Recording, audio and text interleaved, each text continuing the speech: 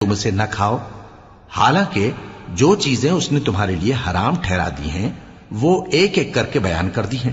بے شک ان کو نہیں کھانا چاہیے مگر اس صورت میں کہ ان کے کھانے کے لیے ناچار ہو جاؤ۔ اور بہت سے لوگ بے سمجھے بوجھے اپنے نفس کی خواہشوں سے لوگوں کو بہکا رہے ہیں۔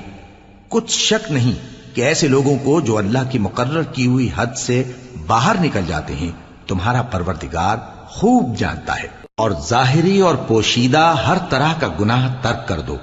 جو لوگ گناہ کرتے ہیں وہ عنقریب اپنے کیے کی سزا پائیں گے۔